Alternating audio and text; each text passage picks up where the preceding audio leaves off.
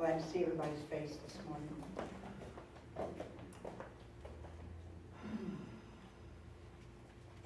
I want to start, before I start my talk today, and I promise I'm going to do the talk I wrote. But I said something over and over and over again last week, and it has stayed with me, and so I want to make sure that it stays with you. So I'm going to have you repeat it back to me. And so we're going to do a call and response here. If I suit up, show up, stand up, speak up, I will screw up. And that's okay. Amen. All right. Right. So just in case you missed it last week, to provide a little bit of context, I was talking about, that there's a spot for you that only you can fill. And it's not just about living your best life or a world that works for you. It's about discovering what it is that only you can contribute and then offering that as a gift to the world. And when you first begin to do that, it's you will find yourself unsure at times. And so it helps to just remember you have a learner's permit. That if you are willing to suit up, show up, stand up, and speak up, it's okay to screw up. Because that's how you get better. All right. So this is the last week of the what month is this? August topic of leadership. And it's really cool because remember I was going to do this talk last week and I ended up kind of being filled with the Holy Spirit or a bunch of hooey or whatever it was, but I completely went another direction. So I actually already have my talk written today.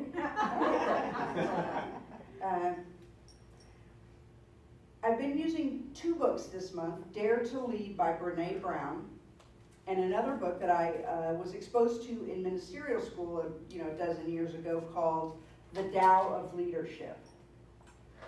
And the author's name for that book is a guy by the name of John Heider. And it's a beautiful book. So if you are at all interested in leading yourself, leading groups, whether it's volunteer, work, your family, anything, I really recommend the book because what it does is it presents a lot of metaphors for leadership. And inevitably, one will speak to you more than others.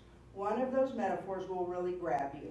And I'm going to share with you today which one is the one that I've sort of taken on imperfectly, but consistently. So this is from the Tao of Leadership. Imagine that you are a midwife. You are assisting someone else's birth. Do good without show or fuss. Facilitate what is happening rather than what you think ought to be happening. If you must take the lead so that the mother is helped, yet still free and in charge. When the baby is born, the mother will rightly say, "We did it ourselves." So let's think about this idea of a midwife. This is the 4th Sunday of the month, so we always do an interactive piece here on the 4th Sunday. So if you're joining us on the interwebs, you're going to need maybe a notebook if you want to participate. If you're in the room right now, you're just going to pair up with the person next to you or 2 of the people next to you, however you want to do that. Okay, so does everybody know what a midwife is? Everybody knows what a midwife is. And so if I say, lead like a midwife, what's the first thing that comes to mind for you? What are you doing and not doing? Facilitating. You're encouraging, supporting the other person. You're facilitating and encouraging and supporting. You're watching what the mother's body is doing so you know what to do next. You're watching what the mother's body is doing so that you know what to do next. I want to rephrase that, Michael, because it's exactly the place that I'm trying to go here, which is that the mother's body knows. There is a built-in wisdom in the universe, And there is a beautiful pattern for birth programmed into women. And so we don't have to force that to happen. We want to be in touch with what is emerging at the time. So what do you not want to do? If you're taking force, judge, demand, interfere. Awesome. Okay, well, y'all are smart, so I can go home now. Easier said than done, right? That's exactly the point, Kiki. This is easier said than done. And really the point is to lead the way that we live. And how many of us live as like command and control? Oh, command and control my life. How many of y'all do that? How's it working? It's not that great, right? Right? Because there's something profoundly, there's something lonely and there's something burdensome in thinking you have to always know what to do, you have to plan, and, well, I want to say, actually it's not a good word, but to think that you have to know what needs to be done, how it needs to be done, and that you're the doer of it, it's exhausting. I do that a lot. I slip into a place where I think I have to have all the answers, and not only that, I got to plot the journey and execute it. And all I end up feeling is tired. And so whether we're leading groups or leading ourselves, the key there is, are you living in an intelligent universe that you can trust to show up and you play your part, or are you not? Sometimes it comes down to just a really basic question.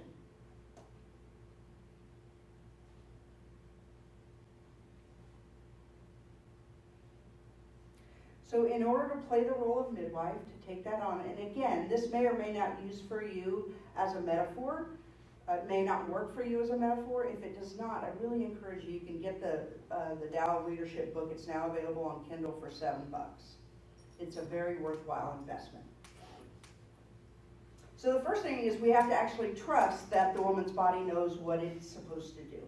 You know, like women have been birthing babies since the beginning of the species. And most of the time it goes right. And it goes right because there's something programmed already. Ernest Holmes has this great quote. He says, "The secret of spiritual power is a consciousness of one's union with the whole and the availability of good. We are one with the universal creativeness, which is the God of theology, the spirit of mysticism, the reality of philosophy, and the principle of science." God is accessible to all people. So the words God and infinite intelligence, pattern for wholeness, those are all interchangeable for us. And so there is something built in to you, to the groups that you work with, to the baby you're birthing, which may be an actual baby or may be the work that you've come here to do, right? There's something built in. And the first step here is to learn to trust it. Unfortunately, we come into this world with shining wholeness as our divine birthright. And that never changes, but what does change is we pile some, or maybe it's our caregivers, maybe it's our karma, maybe it's our culture, whatever it is, stuff gets piled on top of that and we forget the original wholeness that we are, right? And some of that forgetting leads us to distrust. Well, if you can't even trust people, then it's hard to trust this infinite intelligence, right? That you can't touch, taste, feel, or smell, right? So, you know, I'm just mildly suggesting that you learn to trust something that you can't see.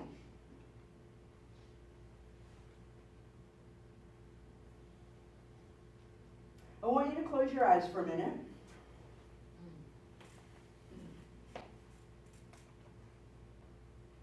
And I want you to allow yourself very gently to drift back in time over a week, then a month. And what you're looking for is, how do I say this? You're looking for where you don't quite trust the universe that you're living in.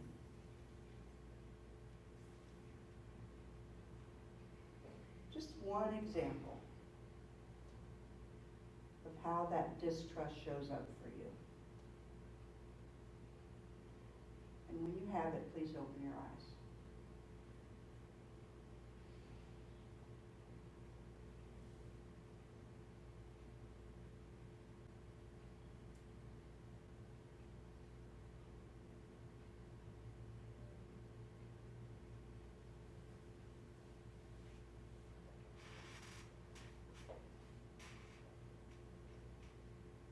Okay, so for those of you, there's a couple of you that don't have that. If that's the case for you, then please just be a place of listening. So turn to the person next to you, and if you are willing, talk about what you saw or found. Just maybe a minute or two's worth. And if you're doing this at home, please take out your pad and pen and do this with us using your journal.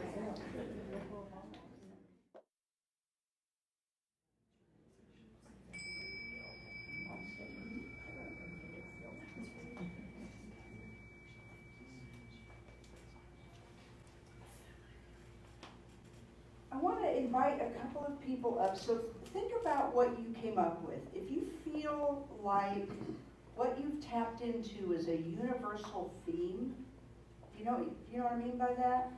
So it's like this is just the part of the human condition kind of thing. If you're clear on what I mean by that and you think you tapped into something like that, I'm going to ask you to come up and just really quickly share. Celia, I want to start with you because I actually heard part of what you were saying.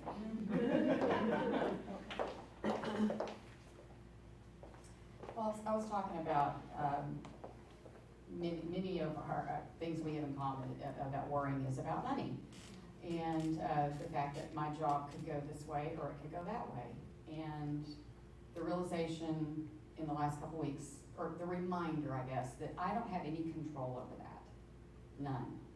The only thing I have control over is how I respond, and trusting that whatever the outcome is, that is going to be for my best and highest good. It's always believing that and being in that space and not letting fear take over that's the challenge. That is a powerful one. You know, I come from a recovery background, and one of the things that I used to hear quite a bit is, you know, one of the things we want to know is how it's going to work out, right? That's always the thing for me. How's it going to work out? Where's the money going to come from? And I had a sponsor look at me one time and said, you know, understanding is just the sunny side of control. It was like, yeah. All right. Let's do two more people if we've got them. Michael? Was that what you came for today? Okay, don't hit me on my head. Okay, so mine was about feeling like I want to help and protect our child. Mm-hmm. And so as a parent, I see her having a difficult time, and I want to help. I want to relieve her of this pain. And so what I feel confused about on a daily basis is what's mine to do as her parent, and forgetting that, just like Chris, I come from a background of recovery, and I heard often the same God that's taking care of you is taking care of her. And that's the place where I have to learn to stand as her parent is, yes, I'm her parent and she's a minor and I have to be her advocate. And I have to take the next indicated step as her advocate and then get out of the way and let the same God that knows how to take care of me take care of her. Thank you. If you're wondering, that God is not me. I never had that without you. Okay. One more person or nobody? Everybody get it? Okay, let's move on. So there's always something in us that, where that distrust of the process, distrust of the universe, distrust, whatever name you want to call it, infinite intelligence, God, the universe, whatever. In order to take on the role of not controller or not manager, but midwife, it requires that we actually trust the process. It also requires that we be present to what is happening in front of us. Let me say that again. A midwife, or say that differently, a midwife actually has to be attentive to what is happening in the body, in the emotions, in the spirit. You see, there's like, you have to be tapped in, plugged in. You have to be firing on the cylinders that allow you to be present to what is arising with this woman, or your creation, or your group. And that's, you know, it sounds like a flash of the blindingly obvious, right? You got to see what's going on. You got to be there. The thing is, a lot of the time when we hit a place where we're uncertain, what happens is we shift into our head. It's kind of like when you're trying to have a communication with somebody and you're supposed to be actively listening, but then what happens is at some point you shift into planning your response and you actually miss it. Yeah. You know, you miss being present to what's being said to you because you're planning how you're going to respond to it. Well, it's the same thing. We oftentimes miss the moment because we shift into thinking about what it means or what to do next or what, you know, whatever. Does that make sense? Mm-hmm. And then we actually miss what's happening.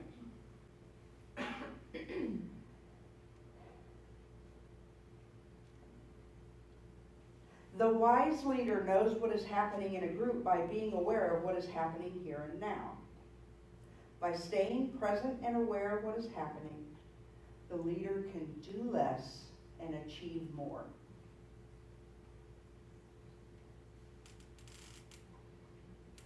So now I want to share with you a quote that just bugs the heck out of me.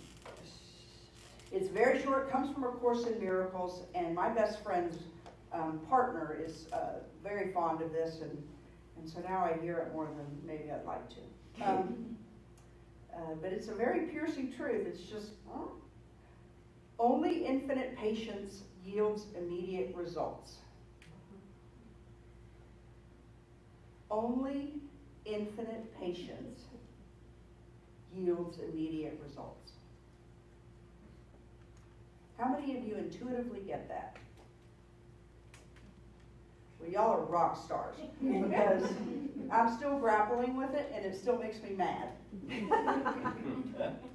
But I do that. See, it has to do with shifting out of what's happening in the moment and into my desire to have it be complete, or into my desire to be the fixer of it.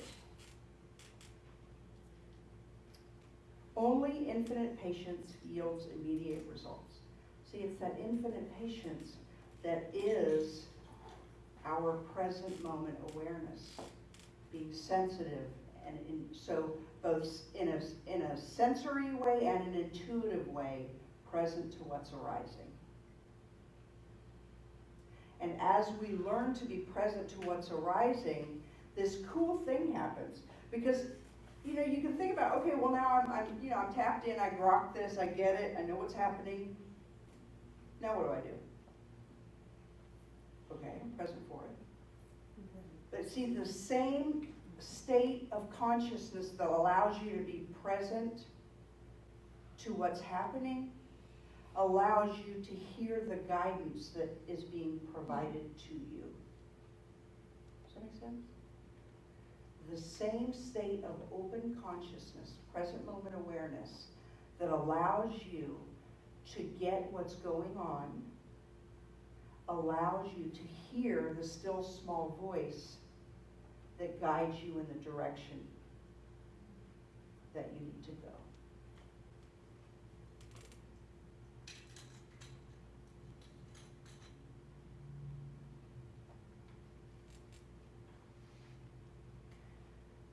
Once again, I'm going to ask you to close your eyes, take a minute.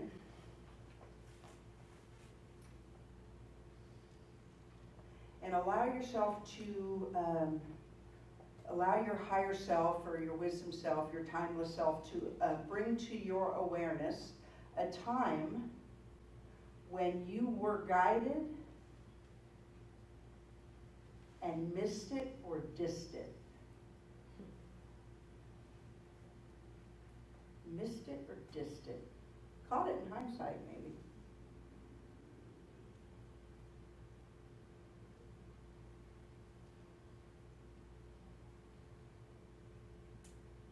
So in other words, looking back is one of those, you know, I knew that at the time, but I ignored it.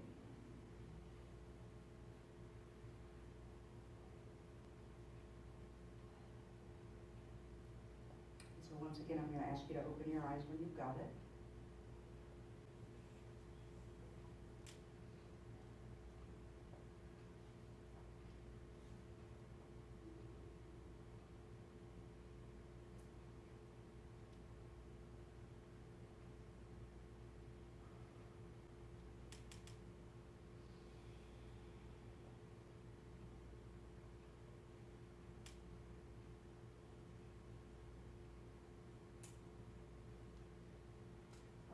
About 80% of the room. So again, if you didn't land on it, please be a place of listening. Now I want you to do 4s, or roughly thereabouts. And each of you take about 30 seconds to share what came to you, maybe a minute. Go. And once again, if you're at home joining us, take your time.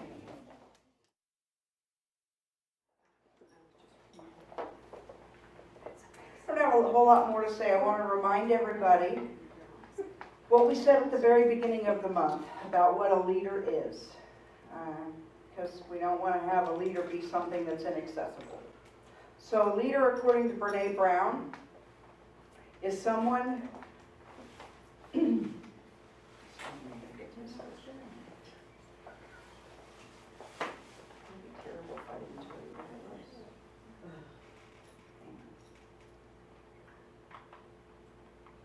anyone who takes responsibility for finding the potential in people and processes, and who has the courage to develop that potential.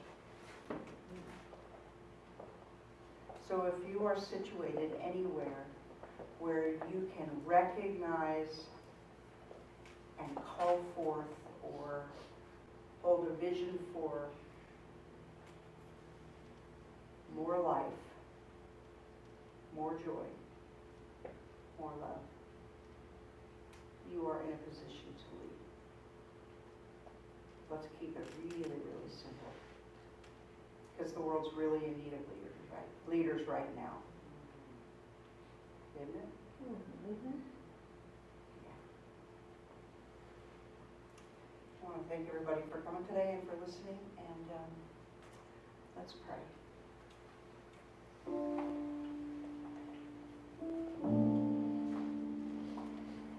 We are suiting up, showing up, standing up, and speaking up. We are cultivating our vision so that we see what is possible and we call it forth in ourselves and in everyone we meet.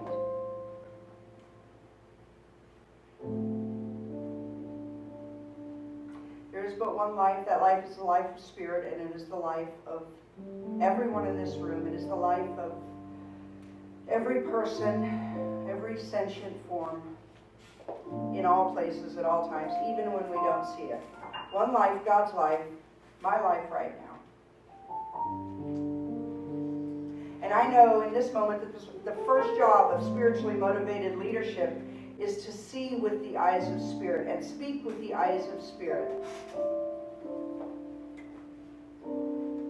and to act and to speak, always in touch with the indwelling presence that is wisdom herself. And to see the world and everyone in it through the eyes of love.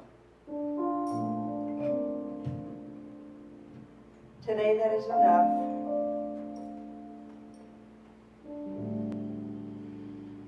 And so I just ask everyone to take a deep breath with me.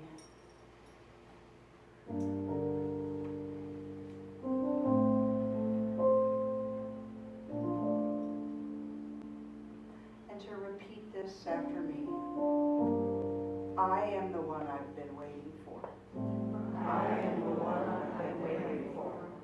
We are the ones we've been waiting for. We are the ones we've been waiting for.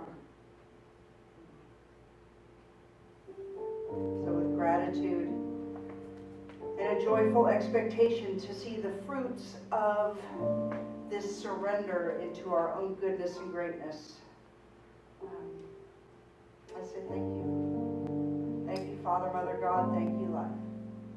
And so it is.